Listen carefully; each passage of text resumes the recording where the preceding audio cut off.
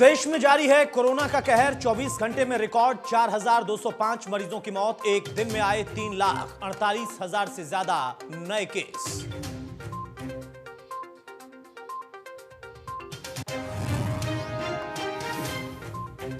Vaccine पर जारी है केंद्र और दिल्ली सरकार की जंग। मनीष सिसोदिया बोले, दिल्ली को नहीं मिल रही कोवैक्सीन, 100 से ज्यादा सेंटर करने पड़े बंद।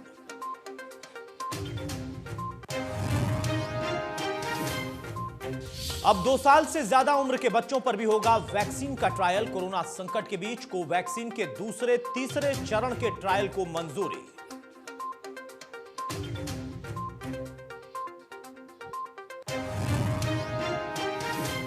लॉकडाउन के चलते हरियाणा में नए केस की रफ्तार पर लगा ब्रेक। 24 घंटे में 11,000 से ज्यादा केस, 15,000 से ज्यादा लोग हुए स्वस्थ। ताजा हालात पर केंद्रीय स्वास्थ्य मंत्री के साथ मंथन।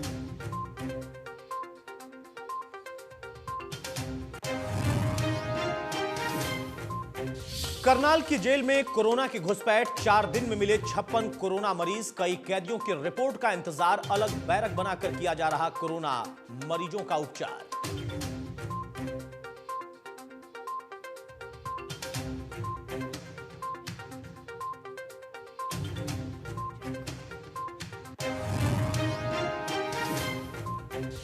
कैथल के सरकारी अस्पताल से दिल दहलाने वाली तस्वीर आई सामने। कोरोना मरीजों के साथ जानवरों जैसा बर्ताव। देखभाल के लिए नहीं कोई स्टाफ, जमीन पर तड़प रहे मरीज।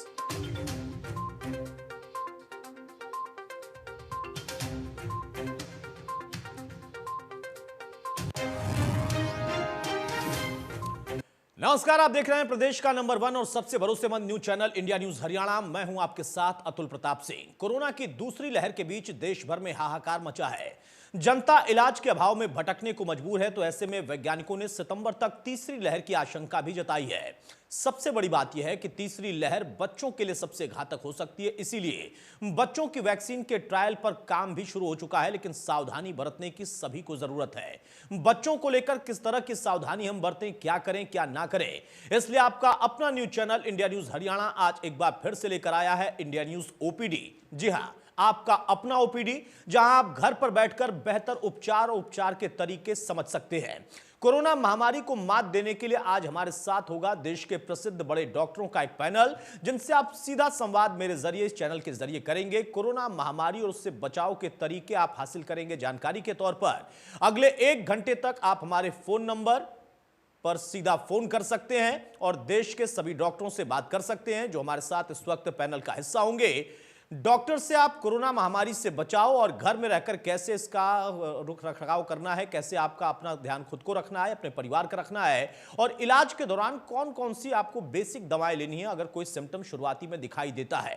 इससे पहले कि हम एक बार फिर से जिस चर्चा को शुरू करें, आपको एक बार फिर मैं सक्रिय करना चाहूंगा, सतर्क करना चाहूंगा कि खास तौर पर जो सोशल मीडिया है उससे आप बचें। सोशल मीडिया पर वायरल हो रहे जो वीडियो हैं या फिर तमाम जो लेख हैं वो बहुत ज्यादा भ्रामक हैं, और सिर्फ भ्रामक नहीं बल्कि जानलेवा भी हैं, क्योंकि कोरोना के हर मरीज की परेशानी अलग अलग होती है। कुछ लोग आपके मन में जानबूझकर डर पैदा करने के लिए ही बैठे हैं।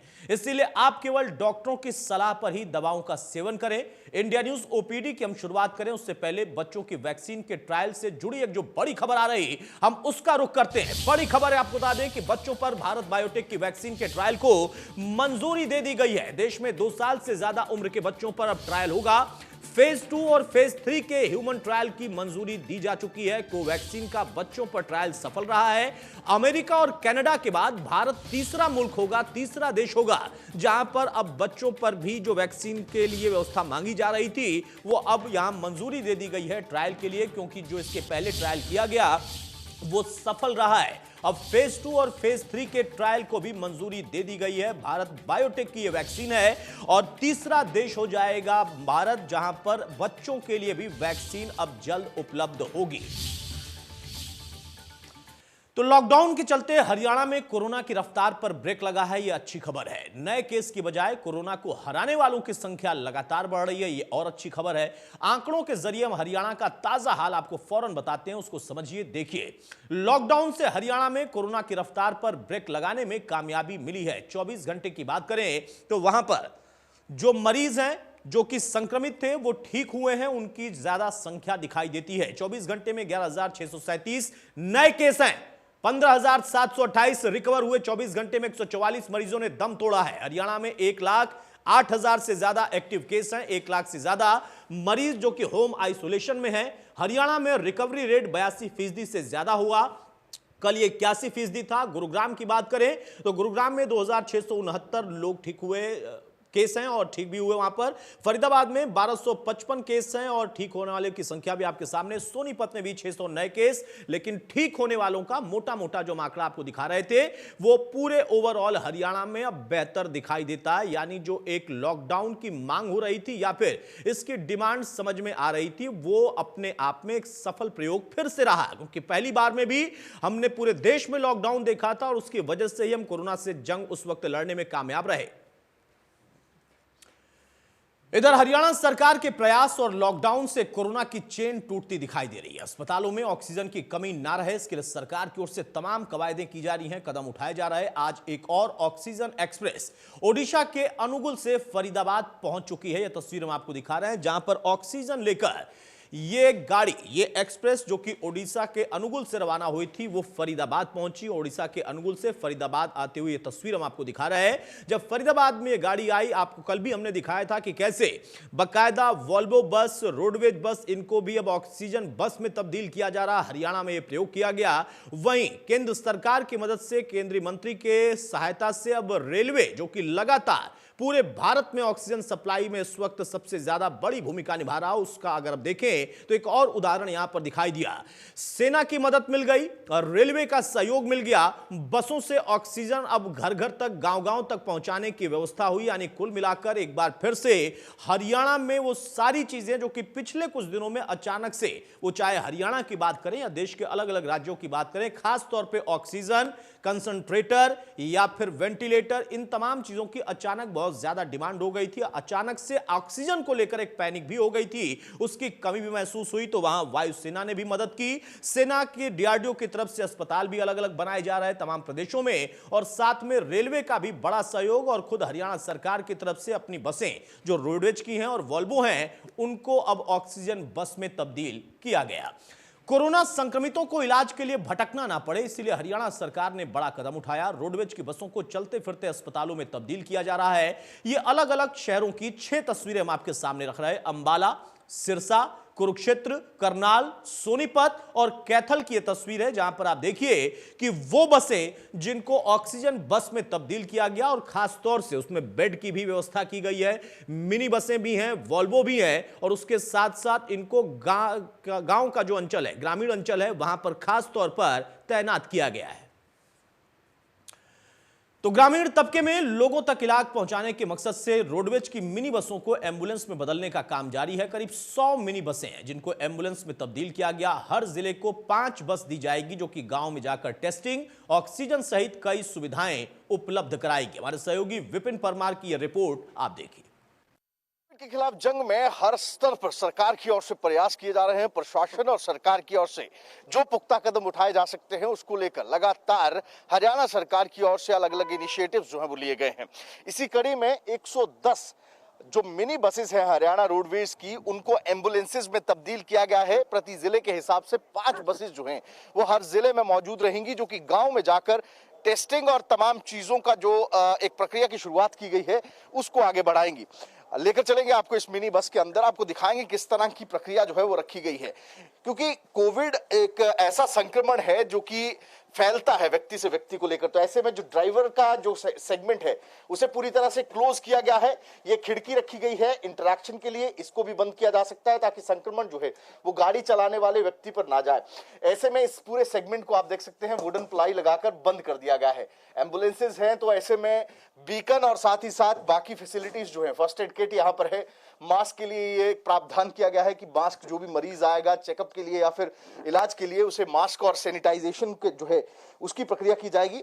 ये 4 बेड्स जो हैं इस मिनी एम्बुलेंस में लगाए गए हैं, और सबसे ज्यादा जरूरत जिस चीज की होती है, ऑक्सीजन सिलेंडर्स। ये बेहद महत्वपूर्ण है कि 2 ऑक्सीजन सिलेंडर्स जो हैं वो यहाँ पर लगाए गए हैं। 4 लोगों को कहीं ना कहीं केटर किया जा सकता है, 4 मरीजों को इस एम्बुलेंस में जो है वो केटर किया जा सकता है। ऐसे में पंचकुला जिले की वर्कशॉप में हम यहाँ पर इस समय मौजूद हैं और लगातार 5 बसेस जो हैं वो तैयार की जा रही हैं। और ऐसी परिस्थितियों में आप देख सकते हैं कि एक टेम्परेरी स्ट्रेचर जो है वो भी इस सीट के नीचे रखा गया है कि अगर कोई मरीज चलने की परिस्थिति में नहीं है तो उसे स्ट्रेचर पर, ये जो कैरी स्ट्रेचर है, इस पर जो है वो लाया जा सके। ऐसे में कहीं ना कहीं आप देख सकते हैं कि एम्बुलेंसेज में इन बसेस को तब्दील किया गया है। हरियाणा रोडवेज की वर्कशॉप्स के अंदर जो है तुरंत प्रभाव से इस काम को शुरू कर दिया गया था। 110 बसें जो हैं वो प्रदेश के अलग अलग जिलों में 5 बसेस प्रति जिले के हिसाब से जो है भेजी जानी है। और ऐसे में आप देख सकते हैं ये एक जागरूकता कैंपेन के साथ साथ जो है जिस तरह से एक मेगा कैंपेन टेस्टिंग को लेकर चलाया गया है, उसको लेकर भी आप देख सकते हैं यहाँ पर जो जानकारी है वो चस्पा की गई है बस इस एम्बुलेंस के बाहर, जो कि तब्दील की गई है।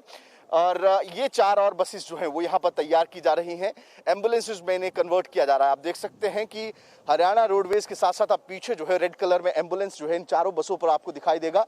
और इसी के साथ साथ ये जो बस है ये तैयार खड़ी है डिस्पैच होने के लिए, और ये गांव में जाकर जो है टेस्टिंग की प्रक्रिया की शुरुआत करेगी।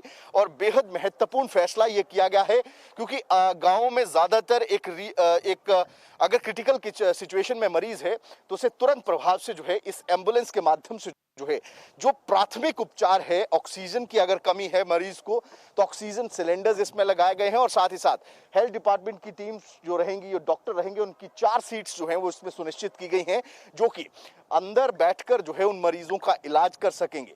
तो ऐसे में ये 5 बसें जो हैं वो आज तैयार होकर पंचकुला के गांव में पहुंच जाएंगी और जो एक मेगा टेस्टिंग की प्रक्रिया की शुरुआत जो है, एक मुहिम जो है उसको शुरू किया गया है मुख्यमंत्री हरियाणा की ओर से, जिसके निर्देश दिए गए थे, उसकी शुरुआत जो है वो प्रदेश के अलग अलग जिलों में हो चुकी है। और इसी तरह से प्रदेश के रोडवेज के डिपोज में ये मिनी रोडवेज की जो बसेस हैं उन्हें एम्बुलेंस में कन्वर्ट करने का काम जो है वो किया जा रहा है। कैमरा पर्सन नजराना के साथ विपिन परमार, इंडिया न्यूज, पंचकुला। बहरहाल तो सरकार हर संभव अपनी तरफ से प्रयास कर रही है, खासतौर से इस बार जिस तरीके से जो सेकेंड वेव है उसमें गांव-गांव तक इस तरीके की स्थिति बन गई है कि वहां पर भी बहुत सारे लोगों को दिक्कतों का सामना करना पड़ रहा।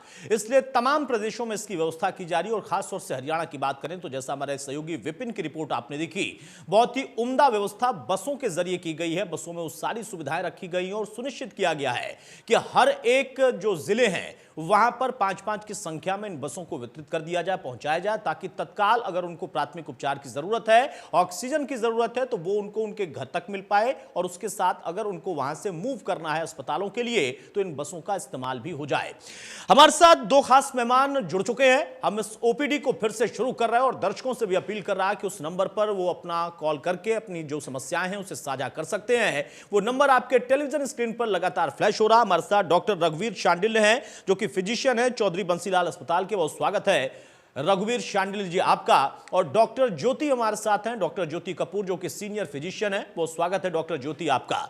सबसे पहले डॉक्टर रघुवीर शांडिल्य मैं आपसे शुरुआत कर रहा हूं। ओपीडी में जब दर्शक जुड़ेंगे तो उनके सवाल होंगे। एक सवाल हमारा और उस पर ज्यादा फोकस इसलिए बार बार हो रहा है कि एक लड़ाई तो सेकेंड वेव की हम लड़ रहे हैं और तीसरी की आशंका जाहिर की जा रही है, वो थर्ड वेव की बात हो रही है। उस बीच में एक अच्छी खबर आ रही है कि अब बच्चों के लिए भी वैक्सीन के सेकेंड और थर्ड फेज के ट्रायल को मंजूरी दी जा चुकी है और दुनिया में तीसरा मुल्क होगा भारत जो कि इस कदम को बहुत जल्द उठा लेगा। आपका बहुत धन्यवाद जी, जो आप मुहिम चला रहे हैं हरियाणा न्यूज का मैं तहे दिल से धन्यवाद करता हूं जी। और आशा करता हूं कि हमारी जो आपके द्वारा मुहिम चलाई गई है इसका जनता को बहुत फायदा हो।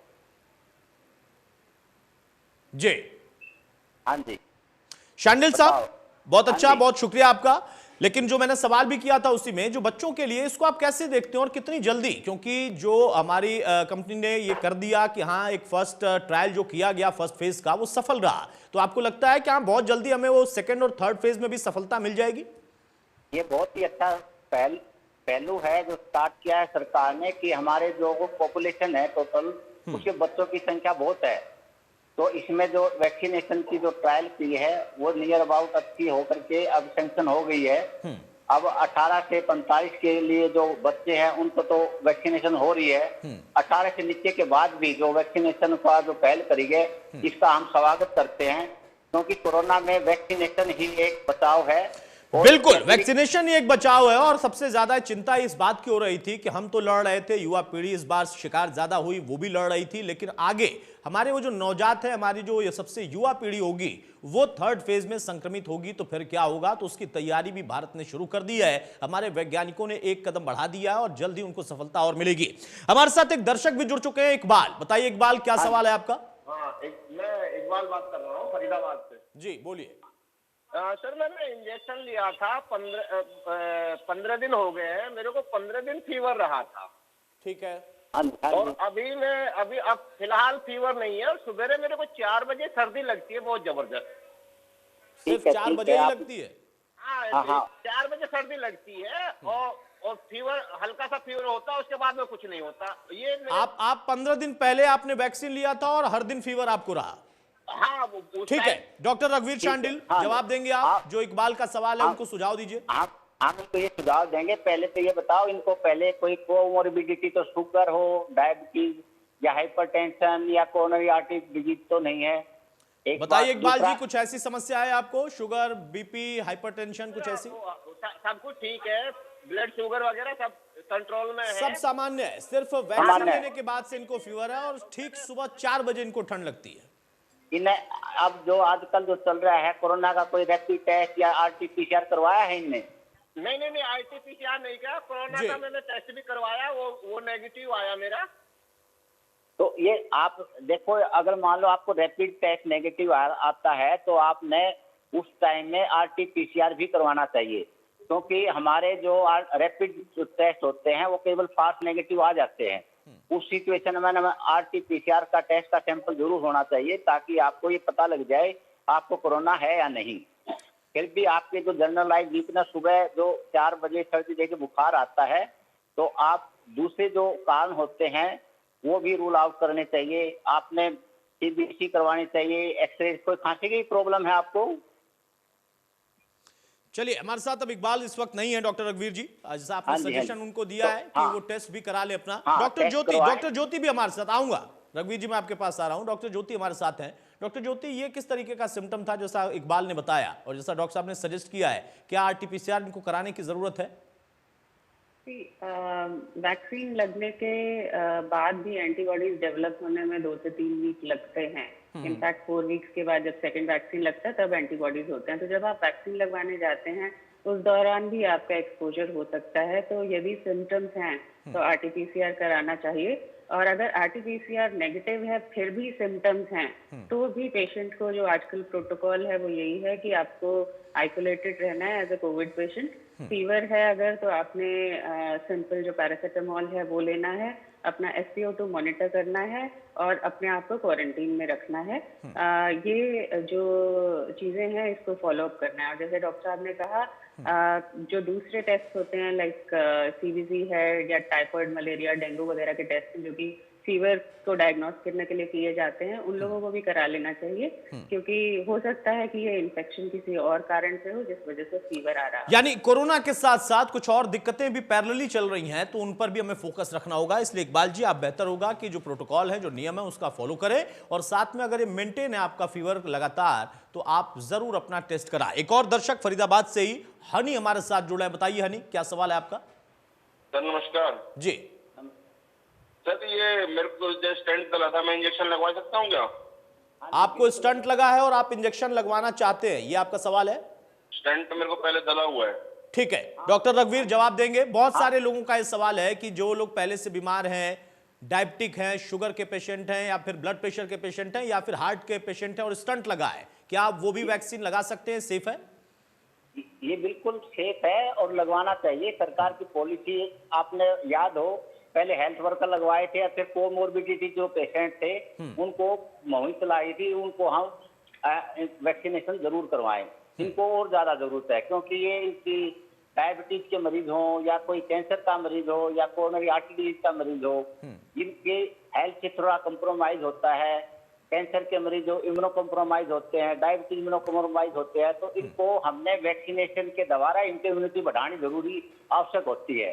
इनको बहुत पहले लगवाना चाहिए जो ठीक है करते। हाँ जी, ठीक है हनी जी, आपको बहुत जल्द वैक्सीन लगवानी है, आपके लिए तो ज्यादा जरूरी है, सभी के लिए जरूरी है, लेकिन वो लोग, और ये देखिए जानकारी के तौर पर अपने दर्शकों को बता दूं कि आमतौर पर इस सवाल आ रहा है जब भी हम ओपीडी में चर्चा कर रहे हैं, वो लोग जो कि किसी न किसी बीमारी से ग्रसित है, उनके मन में शंका रहती है कि क्या हम वैक्सीन लगवाएंगे और सेफ रहेगा। बिल्कुल सेफ रहेगा, और आपके लिए तो और ज्यादा प्रारंभिक तौर पर जरूरी है, क्योंकि आपकी इम्यूनिटी को और इंप्रूव इस वैक्सीन के जरिए हम कर सकते हैं, या फिर इस वैक्सीन से आपको और ज्यादा सेफ्टी मिल सकती है।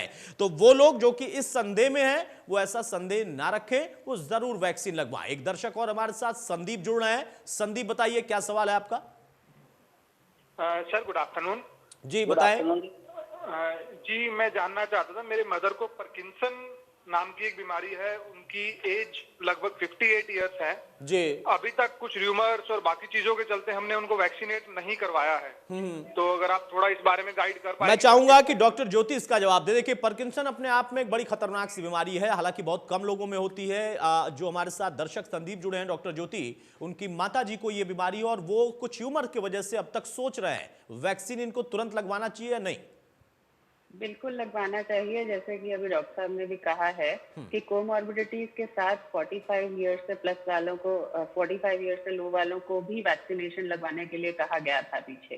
तो इन कोमॉर्बिडिटीज में पार्किंसंस डिजीज भी आता है, और ऐसी कोई इंफॉर्मेशन नहीं है कि वैक्सीन लगाने से पार्किंसंस के या कोई न्यूरोलॉजिकल प्रॉब्लम के मरीजों को ज्यादा कोई तकलीफ हो सकती है।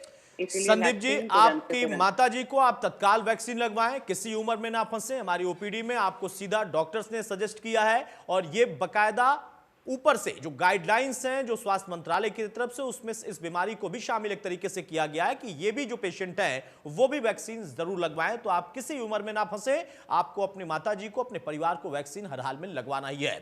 बहुत शुक्रिया हमारे साथ जुड़ने के लिए। डॉक्टर ज्योति, इस बीच में देखिए कई तरह की ऐसी चीजें हमने देखी, खासतौर से कई बार तो इस पर आकर लोग रुक जा रहे हैं कि कोविशील्ड या कोवैक्सीन, या कोविशील्ड लगवाई है तो अगली कौन सी लगवाएं।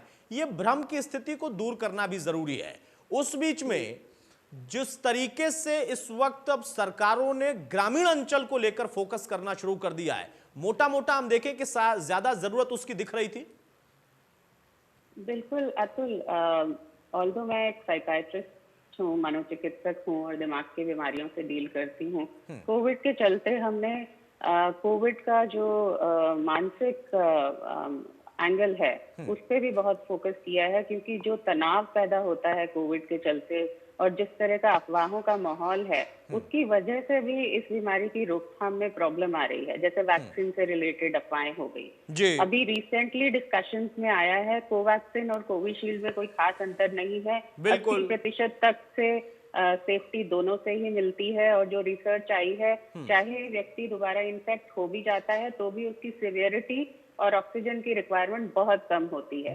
उसी के साथ साथ कई सारी सिवियर इलनेसेस हैं जो ये सवाल बार बार आ रहे हैं। उन सिवियर इलनेसेस में खासकर कार्डियक, हार्ट से संबंधित या फिर शुगर से संबंधित या फिर न्यूरोलॉजिकल इलनेसेस हैं, उन सब इलनेसेस में एक्चुअली आगे बढ़ के ये वैक्सीन लगवाने की जरूरत है।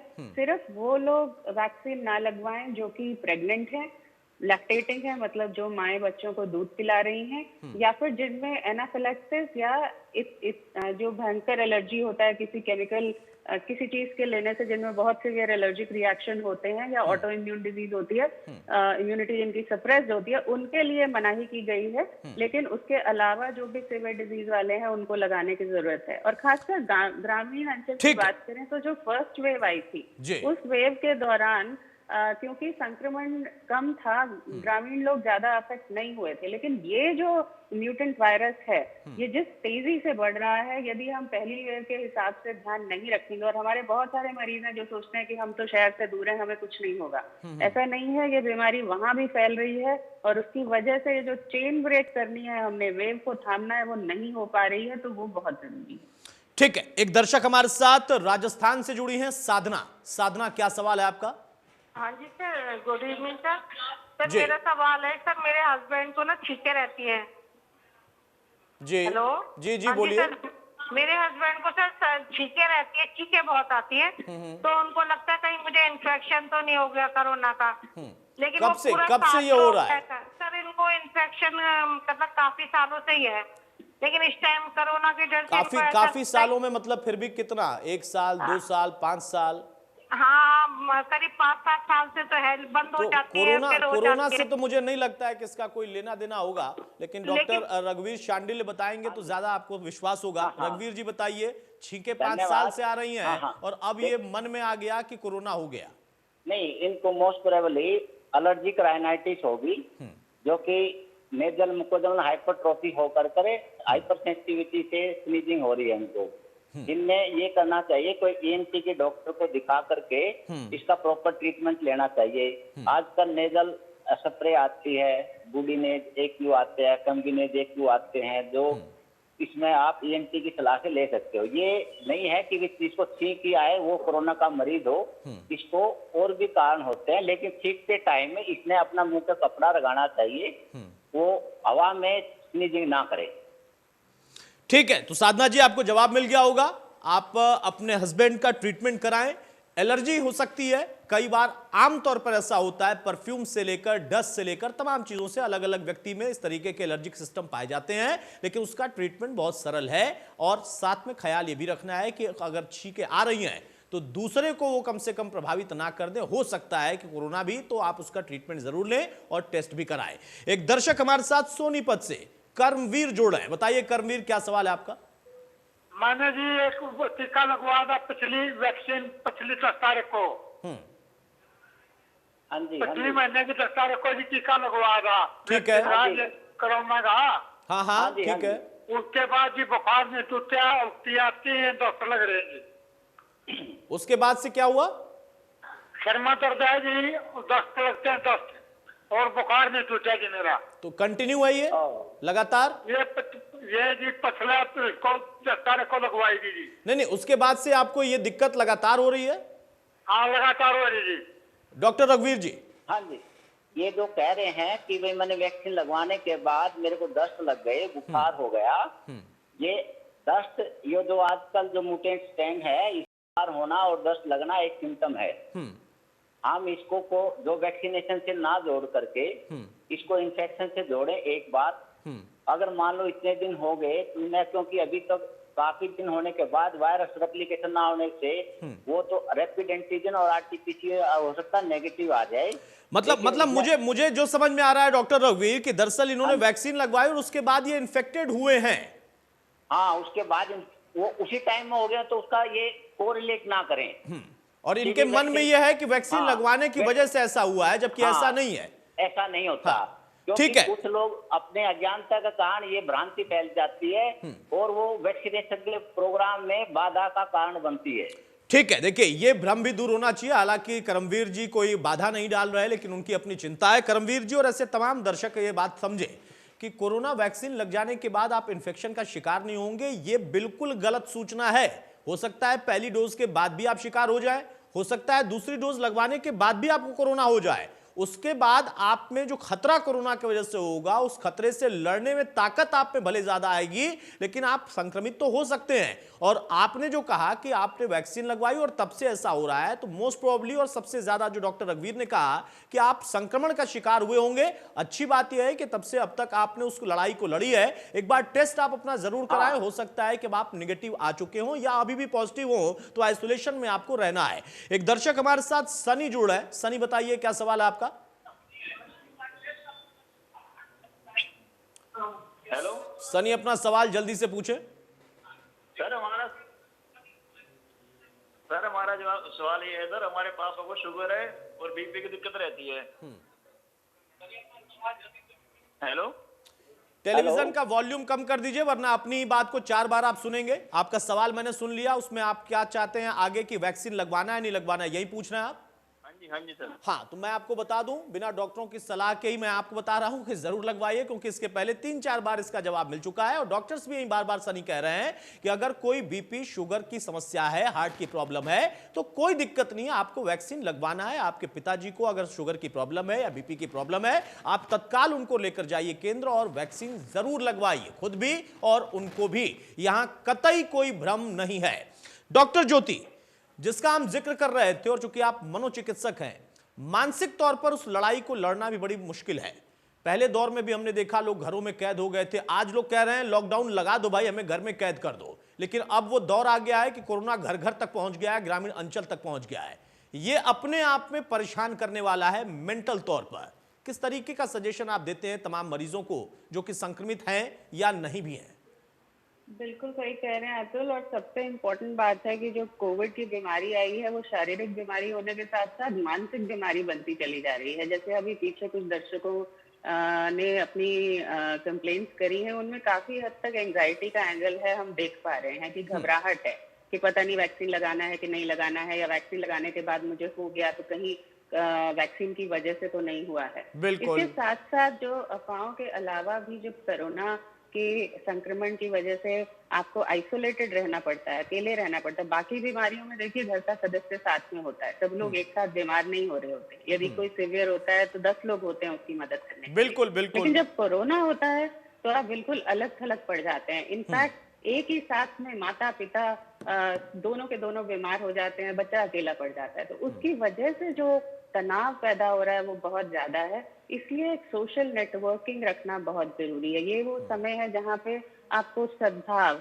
एक दूसरे के लिए आत्मीयता, एक दूसरे के लिए सहानुभूति रखने की बहुत जरूरत है। जो पहले एक डर था, लोगों ने पड़ोसी में किसी को कोरोना हुआ तो उनसे दूर रहना शुरू कर दिया, वो करने की बजाय उनकी मदद करना, दूर रह के डिस्टेंस मेंटेन करके मास्क लगा के, लेकिन उनकी मदद करना बहुत जरूरी है क्योंकि ये तकलीफ घर घर में पहुंच चुकी है। बिल्कुल। और इसमें एक समाज को भी आईना दिखा है, वो समाज जो कि पड़ोस वाले को हो गया तो हीन भावना से देखने लगा क्योंकि उसको तो नहीं हुआ था। और इस बार ऐसा हो रहा है कि पड़ोस क्या, अगल बगल के कॉलोनी तक में, हर जगह हर घर तक पहुंच चुका है। इसलिए आपको समझना होगा कि आपको भी मदद की जरूरत है और आपकी मदद की जरूरत किसी और को है, तभी आप मिलकर कोरोना से लड़ेंगे। हमारे साथ एक दर्शक बीनू जुड़ रहे हैं रोहतक से। बताइए बीनू, क्या कहेंगे?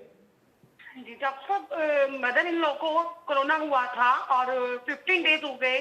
उसके बाद मैंने 25 डेज के बाद टेस्ट करवाया तो नेगेटिव आया, बट उनको थोड़ी थोड़ी खांसी अभी भी है।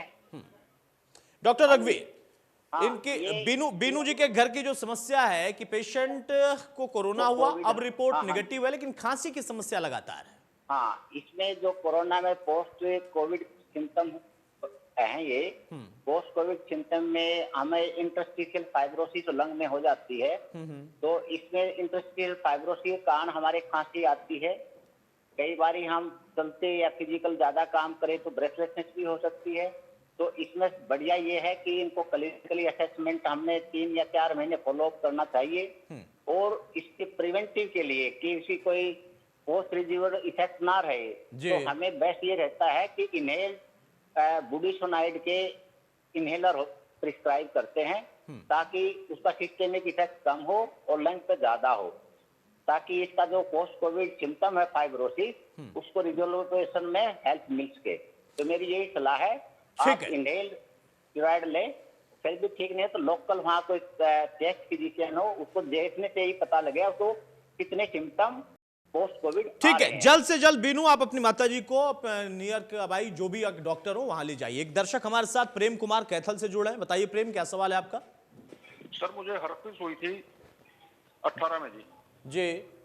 तो अब भी फेस पर इन्फेक्शन है, ज्यादा एलर्जी होती है आंख में भी और फेस पे भी। तो क्या मैं वैक्सीन लूं या नहीं जी? डॉक्टर रघुवीर, इसमें इसका क्वेश्चन मेरे को थोड़ा ऑडिबल नहीं रहा। एक बार फिर से जरा आप अपनी बात रख दे। प्रेम, क्या दिक्कत थी? हर्पिस हुई थी मुझे, herpes. Okay okay okay okay. हाँ बिल्कुल ले सकते हैं जी वैक्सीन। आप वैक्सीन ले सकते हैं प्रेम। डॉक्टर साहब ने बताया कि आप बिल्कुल वैक्सीन ले सकते हैं, कोई दिक्कत नहीं होगी। जो आपकी अलग समस्या है एलर्जी की वो अलग है, लेकिन आप वैक्सीनेशन के लिए बिल्कुल सही हैं और आप फिट हैं। आप जरूर जाइए और वैक्सीन लीजिए। तो देखिए डॉक्टर रघुवीर, अब यहां पर सवाल वही जिसका मैं जिक्र कर रहा था कि मेंटली भी तोड़ दिया इसने हमें, लेकिन अब यहां पर जिस तरीके की एक चेन तोड़ने की कवायद की गई और हरियाणा में उसका परिणाम दिखने लगा है, ओवरऑल देश में भी दिख रहा है कि जो एक तेज गति से आंकड़ा बढ़ रहा था, अब उसमें अच्छे होने वाले, स्वस्थ होने वाले लोगों का आंकड़ा बढ़ रहा है, रेट कमा रहा है, लेकिन अभी भी चुनौती बड़ी है। देखो इसमें ये जो म्यूटेंट स्ट्रेन आया है, इसमें सबसे ज्यादा तो ये है पेशेंटों को पहले फीवर आता है और वो फीवर मरीज जो होते हैं वो लापरवाही करके कोरोना का रैपिड टेस्ट या आरटीपीसीआर टेस्ट नहीं करवाते और वो न करवाने के कारण उसकी जो पोस्ट इंफ्लेमेटरी फेज में चला जाता है तो उसकी ऑक्सीजन डीप होने लग जाती है। और जो पहले इनिशियल जो रेप्लिकेशन के कारण इन्फेक्शियस हो जाता है वो घूमता रहता है, इन्फेक्शन भी ज्यादा फैलाता है। तो इस स्टेज में हमारा ये सिनेरियो देखने में आया कि बहुत ज्यादा इन्फेक्शन हो रहा है और वो इन्फेक्शन उनको सही टाइम पर डायग्नोसिस ना होने के कारण और सही ट्रीटमेंट ना मिलने के कारण वो इन्फ्लेमेटरी रेस्पॉन्स के कारण उनका ऑक्सीजन कम लेवल पर डॉक्टर को रिपोर्ट करवाते हैं। तो आपके माध्यम से मैं ये कहूंगा जब भी उनको बुखार हो, खांसी हो, जल्दी से जल्दी टेस्ट करवाए और उसका ट्रीटमेंट जल्दी शुरू करे। ठीक है, एक दर्शक और हमारे साथ ओम प्रकाश जुड़े हुए हैं। ओम प्रकाश बताइए क्या सवाल है आपका? मैं ये पूछ रहा हूँ, मेरे बेटे के घर से है, उनके 2 साल हो गए तो छींक बहुत ज्यादा। 2 साल से? हाँ, 2 साल से छींक कुछ नहीं है, छींक आती है उनको। एलर्जी है, कभी बताया उनको आपने? डॉक्टर को तो दिखा के आए, 2-3 बारी दवाई ले, तो वो गोली खा लेते हैं। वो तो मैंने ना खाओ आप, ये खाते हैं ना आप छोटी गोली जो छींक छांक ना आए। हाँ डॉक्टर साहब, एक और दर्शक है, इनके यहाँ भी छींकने की समस्या है। देखो, छींकने के जो कफ एटिकेट का ध्यान रखें। कफ एटिकेट, छींक और खांसी, छींकते टाइम हम कपड़ा लगाएं। अगर बार बार छींक आती है तो उसको हम ENT के डॉक्टर से ओपिनियन लेकर के इलाज करवाएं। ठीक है, तो आप ओम प्रकाश ENT के डॉक्टर के पास जाइए, फिर से लेकर, आपने 2 बार दिखवा दिया होगा अपने पेशेंट को, लेकिन फिर से ले जाइए। और खास तौर से आज के दौर में जिसको भी छींकने की ज्यादा समस्या है वो खास ध्यान रखे कि मुंह पर कपड़ा जरूर रहे, वरना वो भले इन्फेक्टेड हो ना हो, वो कैरियर बन जाएगा। हो सकता है उसकी इम्यूनिटी ठीक हो, दूसरा कमजोर हो तो वो कैरियर बन सकता है। डॉक्टर ज्योति, एक सवाल और भी, आज की डेट में जो इस वक्त मौजूदा स्थिति है वहां पर माताओं के लिए, नवजात बच्चों के लिए एक बड़ी चुनौती खड़ी हो गई। और जैसा बार बार कहा जा रहा है और हम भी फोकस कर रहे हैं कि 3rd फेज को लेकर एक तरीके की आशंका है, हालांकि उसकी तैयारी शुरू हो गई है। उनके लिए आपका क्या सजेशन है? जैसे भी कोई भी बीमारी है वो छोटे बच्चों के लिए और एल्डरली लोगों के लिए ज्यादा घातक सिद्ध होती है क्योंकि इम्यूनिटी हम लोगों की कम होती है। उसी तरह से कोविड का है। तो कोविड के केस में जो बच्चों के लिए चुनौती है वो सिर्फ यही है कि हम उसे प्रिवेंट करना है बेसिकली। उसको होने के बाद क्या होता है, उससे हमारा कंट्रोल कम रहता है। और प्रिवेंशन के लिए एक वैक्सीनेशन और दूसरा मास्क। तो आज की डेट में भी यदि कोई मदर कोविड पॉजिटिव होती है और उसका बच्चा है तो तुरंत उन्हें आइसोलेशन में रखने की जरूरत है 15 दिन, जब तक मदर कोविड नेगेटिव नहीं होती। कोई और बच्चे का ख्याल रखे और उस दौरान ब्रेस्ट फीडिंग भी अवॉइड करें। ब्रेस्ट पंप करते रहें मिल्क को, लेकिन बाद में आप बच्चे के साथ वापस ब्रेस्ट फीडिंग स्टार्ट कर सकते हैं। इन ट्रायल से हमको होपफुली मदद मिल जाएगी, लेकिन जब तक हमारे पास पूरी पिक्चर क्लियर नहीं होती है कि ये इन्फेक्शन बच्चों को कैसे अफेक्ट करता है, उन्हें इस इन्फेक्शन से बचाना ही हमारे पास एक तरीका है और कोई तरीका नहीं। ठीक है, एक दर्शक और हमारे साथ अजीत जुड़े हुए हैं। अजीत बताइए क्या सवाल है आपका? हाँ जी, अजीत सिंह बोल रहे थे। मैं बाला से, मेरी एज है 65 ईयर जी। क्योंकि सर मेरे को शुगर है कि दूसरे मेरे को एलर्जी है, खांसी वगैरह होती है, लत्तों पर, बाहों पर, पीठ पर। क्या मैं ये वैक्सीन ले सकता हूँ? आप वैक्सीन ले सकते हैं, ये आपका सवाल है। शुगर पेशेंट है आप? मेरे को एलर्जी भी है और शुगर भी है। ठीक है डॉक्टर रघुवीर, एलर्जी भी है और शुगर भी है, और ये वैक्सीन इस वजह से ही अभी तक नहीं ले पाए। नहीं, वैक्सीन इनको लेनी चाहिए। मैंने पहले ही बताया था कि जो डायबिटीज हो उन्होंने जितना जल्दी हो उतना जल्दी वैक्सीनेशन करवाना चाहिए। रही एलर्जी की बात, इनको कोई स्किन एलर्जी तो नहीं है या कोई पर्टिकुलर किसी उससे ज्यादा एलर्जी जो होते हैं, डस्ट से एलर्जी या कोई धुएं से एलर्जी, तो ये कोई कंट्राइंडिकेशन नहीं होती वैक्सीनेशन के लिए। ठीक है अजीत जी, आप वैक्सीन बिल्कुल ले सकते हैं। तुरंत जाइए, बुकिंग कराइए, रजिस्ट्रेशन कराइए और वैक्सीन लीजिए। एलर्जी तो चलती रहेगी, लेकिन वैक्सीन लेना आपके लिए जरूरी है और पूरी तरह से सेफ भी है। अगर आप शुगर पेशेंट भी हैं और एलर्जिक भी हैं तो भी आपके लिए वैक्सीन सेफ साइड है, आपको कोई दिक्कत नहीं होने वाली है। डॉक्टर रघुवीर, अब यहाँ पर तैयारियों की हम बात कर ले। हरियाणा सरकार ने जो अच्छी पहल की है कि आकर हम देखें कि गांव-गांव के लिए वॉल्वो बसें और बसों का, मिनी बसों का एक एम्बुलेंस फॉर्म बनाना, ऑक्सीजन का और बेड का वहां पर करना, इससे हमें लगता है कि काफी राहत मिलेगी और जो एक आपाधापी थी, पैनिक थी बड़े अस्पताल, बड़े शहरों तक भागने की, वो भी खत्म होगी। इसके लिए मैं सरकार का बहुत धन्यवाद करता हूं, जिन्होंने गांव के लेवल पर भी स्वास्थ्य सुविधा देने के लिए सोची है। और ये जो एम्बुलेंस, जो डॉक्टर जिसमें होंगे, सारी टेस्टिंग की सुविधा होगी, मरीज को ट्रांसपोर्टेशन की सुविधा होगी, ये जो गांव लेवल पर जाएगी तो उनको जल्दी इलाज होएगा, जल्दी डायग्नोसिस होकर के, और इसको बहुत ही ज्यादा फायदा होगा। और हमारे ये जो स्वास्थ्य मंत्री हैं, इनका मैं तहे दिल से धन्यवाद करता हूं इस पहल के लिए। जी, वाकई एक अच्छी पहल है और ग्रामीण अंचलों के लिए खास तौर से, क्योंकि एक बार स्थिति ग्रामीण अंचलों की भी वैसी अच्छी नहीं है जैसा पहले दौर में हमने देखा था, लेकिन इस बार वहां पर भी उतना ही प्रभाव है और उनकी भी वही जरूरतें हैं जो कि एक बड़े शहर के व्यक्ति का उसको लगता है कि हक है। एक दर्शक अमित हमारे साथ जुड़े हुए हैं, अनूप हमारे साथ जुड़े। अनूप, बताइए क्या सवाल है आपका? नमस्कार डॉक्टर साहब। जी जी बताइए। मेरे हस्बैंड को जो है वो ब्रोंकाइटिस और अल्सरेटिव कोलाइटिस है, तो उनको जो है इंजेक्शन वगैरह ये वैक्सीन लग सकती है? डॉक्टर रघुवीर। बिल्कुल, देखो अल्सरेटिव कोलाइटिस और स्पॉन्डिलाइटिस, ये भी ulcerative colitis is type of the chronic disease. तो जो क्रोनिक डिजीज है उसमें तो हमने पहले ही बताया कि प्रायोरिटी सरकार भी दे रही है, साइंस बेस भी कह रही है कि उनको तो प्रोटेक्शन की पहले बहुत जरूरी है, क्योंकि अल्सरेटिव कोलाइटिस में जो मरीज है ऑलरेडी स्टेरॉइड पे होते हैं, तो उनकी इम्यूनिटी ऑलरेडी पहले कंपेरिजन में कम होती है। तो जिसकी इम्यूनिटी कंप्रोमाइज हो, कोमोर्बिडिटी के पेशेंट हो, उनको हमने वैक्सीनेशन जरूर देनी चाहिए, उनके लिए ही बनाई गई है। ठीक है अनूप जी, आपको जवाब मिल गया। आपके हस्बैंड को जो भी प्रॉब्लम है, लेकिन वैक्सीन वो जरूर ले सकते हैं और ये अपने आप में सेफ है, इसमें कोई दिक्कत नहीं है। डॉक्टर रघुवीर, जिसका हम जिक्र कर रहे थे उसी में देखिए कई तरह के सवाल है। आमतौर पर हम देखें कि एक भ्रम यही है या डर है लोगों का ये कि हाँ कुछ बीमारी है उसमें वैक्सीन ना ले? हाँ, ये एक्चुअली में भ्रम जब होता है जब उनको ठीक तरह से एजुकेट ना किया जाए। बिल्कुल। तो आपका और हमारा ये है कि जिनको एजुकेट मीडिया है उसको ठीक तरह से एजुकेट करे।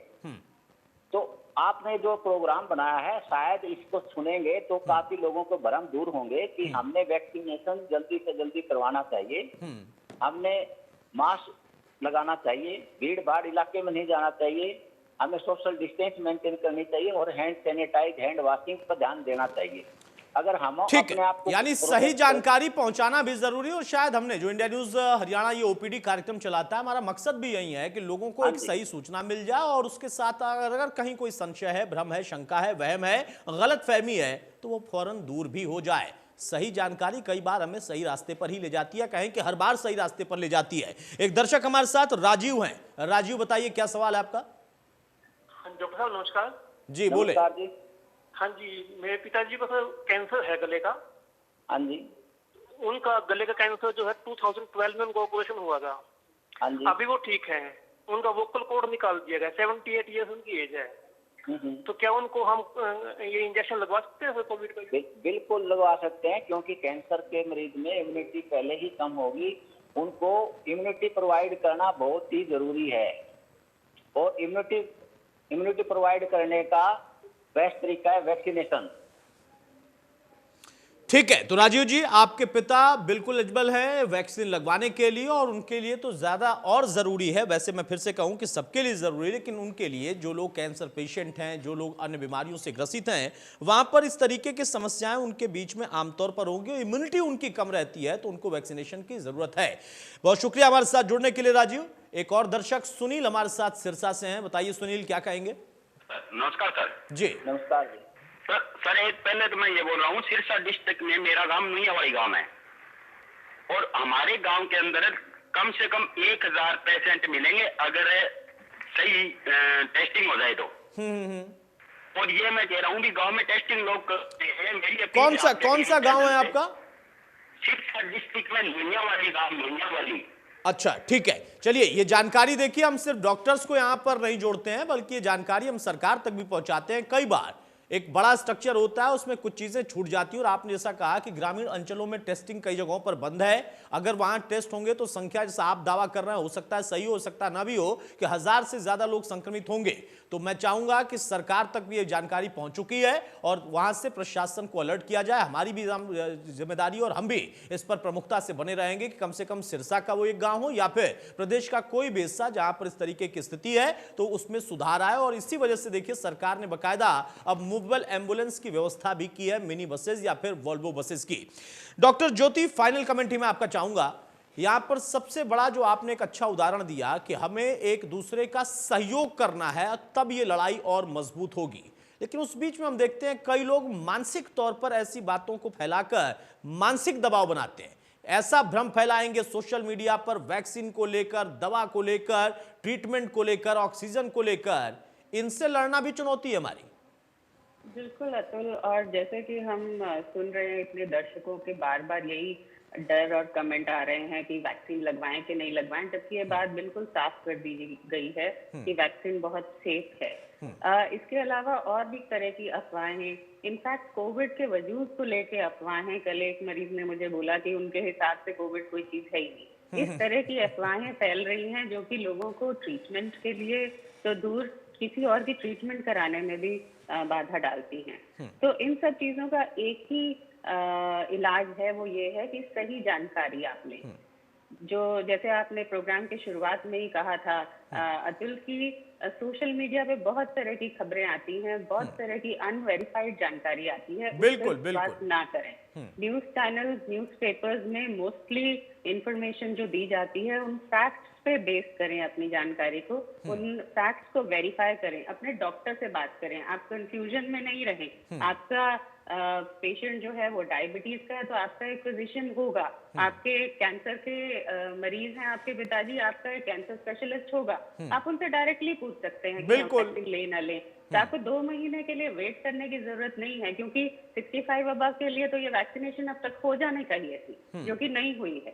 तो ये जो है हमारी कोविड की लड़ाई में बाधा डाल सकती है, इसीलिए सकारात्मक रहें, पॉजिटिव रहें। ये लड़ाई बिल्कुल सकारात्मक रहें और उसके साथ साथ कंफ्यूज बिल्कुल ना रहें, जैसा डॉक्टर ज्योति कह रही हैं। वरना कोरोना अगर आप कंफ्यूज रहेंगे तो आपको डिफ्यूज कर देगा। और कई लोग कहते हैं कोरोना कुछ है ही नहीं, जरा वो पूछ कर देखें उनसे जिन्होंने अपनों को खो दिया इसी कोरोना के वजह से।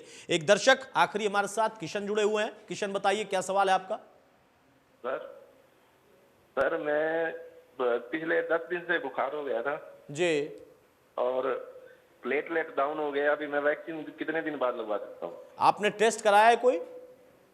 हाँ जी, कोविड टेस्ट कराया, वो तो नेगेटिव है। प्लेटलेट्स आपकी अब फिर से सही हो गई हैं? काउंट सही है उसका? प्लेटलेट अभी तो कम है सर, अभी 1.5 लाख के आसपास आ गई है। ठीक है डॉक्टर रघुवीर। जैसे कि मैं बता रहा 1.5 लाख से लेकर के 4.5 लाख तक नॉर्मल रखती है हमारी प्लेटलेट। प्लेटलेट की कोई ज्यादा चिंता नहीं है इनको, एक बात।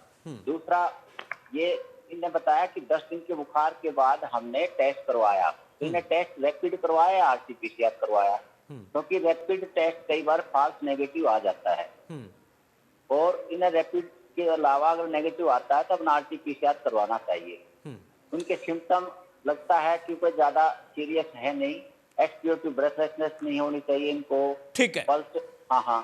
तो इन्हें क्वेश्चन पूछा कि मैंने अभी वैक्सीन करवानी चाहिए है कि नहीं करवानी चाहिए। हम ये कर सोचते हैं कि जिसको कोविड हो जाता है तो उसको 60 दिन के बाद हमने वैक्सीनेशन करवा लेनी चाहिए। साधारण अगर बुखार है तो उसको बुखार या सिम्टम फ्री हो जाते हैं तो भी हम वैक्सीनेशन करवा सकते हैं। ठीक है, तो किशन जी आप वैक्सीनेशन बिल्कुल करा लें और साथ में अपना टेस्ट भी अगर आप संभव हो तो फिर से करा लें। बहुत शुक्रिया हमारे साथ जुड़ने के लिए और बहुत शुक्रिया डॉक्टर रघुवीर शांडियाल हमारे साथ जुड़ने के लिए, सुझाव हमारे तमाम दर्शकों को देने के लिए। बहुत शुक्रिया डॉक्टर ज्योति कपूर हमारे साथ जुड़ने के लिए।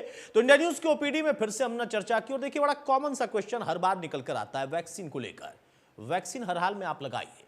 जो 1-2 चीजें डॉक्टर ने बताई कि इससे जो ग्रसित है उनको छोड़कर ऑलमोस्ट सभी, वो चाहे कैंसर से पेशेंट हो, वो चाहे डायबिटिक हो, वो चाहे ब्लड प्रेशर के हो, या फिर किडनी की प्रॉब्लम हो, या फिर कार्डियक उनको कोई प्रॉब्लम हो, आपको वैक्सीनेशन लगाना ही है, करवाना ही है। ये बिल्कुल आपके लिए जरूरी है, ना कि कोई खतरा है। नमस्कार।